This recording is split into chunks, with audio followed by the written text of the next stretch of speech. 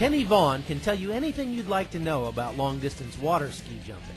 After all, this native of Beaumont, Texas, has been competing in the sport since he was a kid.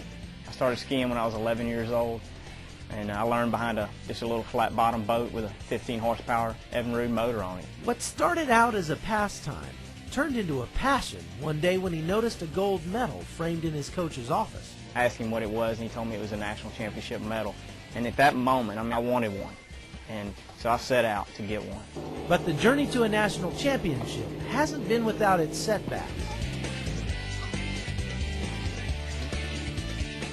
I broke my left thigh bone, tore this ACL, broke my left foot, dislocated this knee. And last summer I broke my ulna in my right arm. It hasn't been injuries, though, that posed his biggest obstacle to success. That was something else. Fear of failing started taking over. I was trying to win. I was totally prepared physically and mentally, but spiritually I was totally unprepared. And the fear of failure was a spiritual fear. When you give it everything you have, and I gave it everything. I started training 7 days a week. Everything I knew to do to become a better skier that I thought would help me overcome fear, I did it. And then when I got back to the Nationals, still had the fear, it just devastated me. So what conclusion did you come to? I quit. I gave up. I quit skiing for 5 years.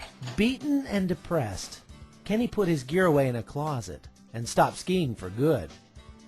But for the next 5 years, the spiritual problem remained. But then he met Tammy. When I met her, I wanted to know I could ski. I wanted to show off, I wanted to come out, hey, come look at me. And so, hot dogging, So I brought her out and showed her I knew how to jump. And one thing led to another. Once I went over that ramp again, the dream started coming back. Kenny got back into competition, and after 2 years, he was competing again at the national level. But when he arrived at the championships, those old feelings of inadequacy were waiting. And this time, Tammy sensed that something was wrong. I could tell just by looking in his eyes and his face at the tournaments that there was something that went deeper, that was missing, that he was struggling with. And I knew that it wasn't mental, it wasn't physical, it was something spiritual. None of the coaches I ever worked with could tell me how to overcome a spiritual fear. It was always work harder, train harder, get better, and learn to deal with fear. It's a part of it, But she knew what God's Word said. He's not giving us a spirit of fear, but of power, of love, and of a sound mind. So she took those scriptures and wrote them on my water ski handle. In my personal life, I was always taught to go to God's Word and see what it said about the situation that I was in.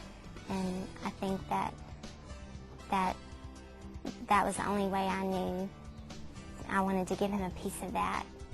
I always loved and feared God, but I didn't have a relationship with him. I didn't know anything about the power of his word, nothing. I didn't even want to pray for the small things.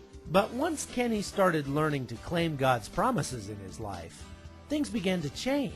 When I learned to act on God's word, that's when I went from the most fearful really to the most bold.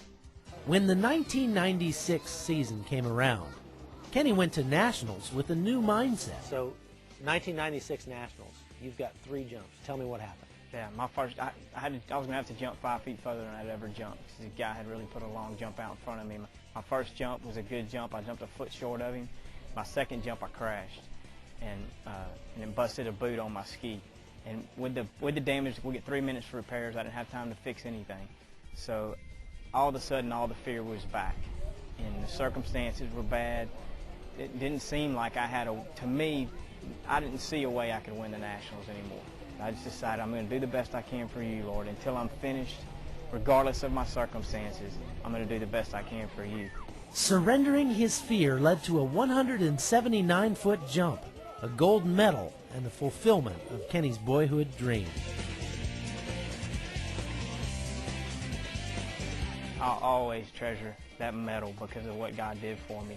But the greatest trophy I have is the spiritual triumph, the being able to function with a sound mind, the power of God's Word in my life, and then everything that's come out of it. Kenny took those verses and began having them inscribed on little dog tags like this to wear around his neck to remind him to put his faith into action.